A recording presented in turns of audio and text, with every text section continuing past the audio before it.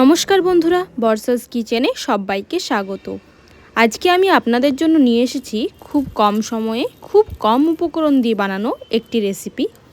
পোস্ত খেতে আমরা ভীষণই পছন্দ করি, আর বাঙালিদের কাছে পোস্তর বড়া, আলু পোস্ত, পেঁয়াজ পোস্ত এগুলি ভীষণই পছন্দের খাবার।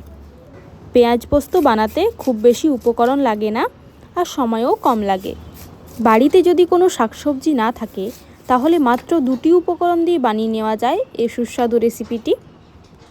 এই রেসিপি বানাতে প্রথমেই আমাদের যেটা লাগছে সেটা হলো পোস্ত। আমি এখানে 1.5 চামচ মতো পোস্ত নিলাম। আপনারা বাড়িতে যতটা প্রয়োজন ঠিক ততটা আন্দাজ মতো পোস্ত নিয়ে নেবেন। এখানে আপনাদের বলে রাখি, যখন আপনারা মিক্সিতে পোস্ত বাটবেন তখন পোস্তর মধ্যে জল দেওয়ার আগেই একটু গুঁড়ো করে নেবেন, তাতে করে পেস্টটা খুব ভালো হয়। দেখুন, খুব ভালো করে গুঁড়ো করে নিয়েছি। এবার একটু জল দিয়ে পোস্তটা ভিজিয়ে রাখতে হবে। আমি এখানে 5টা কাঁচা লঙ্কা নিয়েছি। আপনারা যেরকম ঝাল খেতে পছন্দ করেন সেই অনুযায়ী ঝাল দেবেন। আপনারা চাইলে কাঁচা লঙ্কাটা আলাদা করেও বেটে নিতে পারেন, কিন্তু আমি এখানে পোস্তর মধ্যেই কাঁচা লঙ্কাটা দিয়ে দিচ্ছি। এবার এই পোস্তটা 15 থেকে 20 মিনিটের জন্য আমি জল দিয়ে ভিজিয়ে রাখবো। এই যে পেঁয়াজগুলো দেখছেন, এগুলো কিন্তু আমাদের জমির কাদা পেঁয়াজ।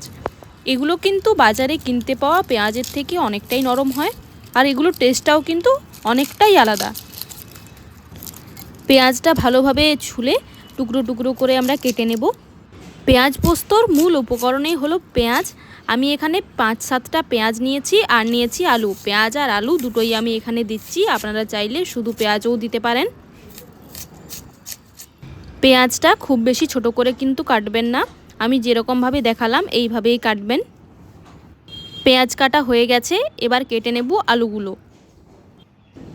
এখানে আমি নিয়েছি 5টা মিডিয়াম সাইজের আলু। পেঁয়াজ আর আলু আমি সমপরিমাণেই দিচ্ছি। আলুটা ভালোভাবে ছুলে নিয়ে এটাকে একদম আমি যেরকম দেখাচ্ছি সেই রকমভাবে টুকরো টুকরো করে কেটে নিতে হবে। খুব বেশি ছোট করার দরকার নেই, ঠিক এইভাবে আপনারা কেটে নেবেন। আলুগুলো কাটা হয়ে গেছে। এখানে আমি আপনাদের আগেই বললাম, আমি এখানে পেঁয়াজ আর আলু কিন্তু সমপরিমাণেই নিয়েছি।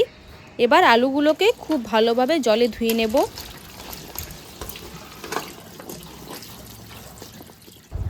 এবারে যে পোস্তটা ভিজিয়ে রেখেছিলাম সেটা এবারে বেটে নেব। দেখুন, পোস্তটা কিন্তু খুব সুন্দরভাবে পেস্ট করা হয়ে গেছে। এবার চলে যাব মূল রান্নায়। তার জন্য প্রথমেই কড়াইতে দিয়ে দিচ্ছি সর্ষের তেল। তেল গরম হয়ে গেছে, এবার এর মধ্যে আমরা আলুগুলোকে দিয়ে দিচ্ছি। আলুটা একটুখানি নেড়ে চেড়ে এর মধ্যে দিয়ে দেব 1.5 চামচ পরিমাণ লবণ, আর দিচ্ছি 1/2 টেবিল স্পুন পরিমাণ হলুদ গুঁড়ো। লবণ আর হলুদ দিয়ে খুব ভালোভাবে আলুটাকে ভেজে নেব। আলু ভাজা হয়ে গেছে, এবার আলুটাকে অন্য একটা পাত্রের মধ্যে তুলে রাখছি। এবার ওই কড়াইয়ের মধ্যেই দিয়ে দিচ্ছি আরও একটু সর্ষের তেল। তেল গরম হয়ে গেলে এর মধ্যে দেব 2টো শুকনো লঙ্কা, তেজপাতা আর 5 ফোড়ন। তারপর একটুখানি ভেজে নিয়ে এর মধ্যে আগে থেকে কেটে রাখা পেঁয়াজগুলো দিয়ে দেব। পেঁয়াজটাও একটুখানি নেড়ে চেড়ে এর মধ্যে আমি দিয়ে দেব 1.5 চামচ পরিমাণ লবণ। পেঁয়াজগুলোও খুব সুন্দর করে ভাজা হয়ে গেছে। এবার এর মধ্যে আমি আগে থেকে ভেজে রাখা আলুগুলো মিশিয়ে দেব। আলু আর পেঁয়াজটা একসঙ্গে মিশিয়ে নিয়ে এর মধ্যে দিয়ে দেব বেটে রাখা পোস্তটা, আর দিয়ে দিচ্ছি বাটি ধুয়ে জল। একটু বেশি করেই জলটা দেবেন, এটা একটু ঝোলঝোলি রান্না করতে হয়। পোস্তটা ভালো করে মিশিয়ে নিয়ে 5 থেকে 10 মিনিটের মতো আমি এটাকে ঢাকা দিয়ে রেখে দেব।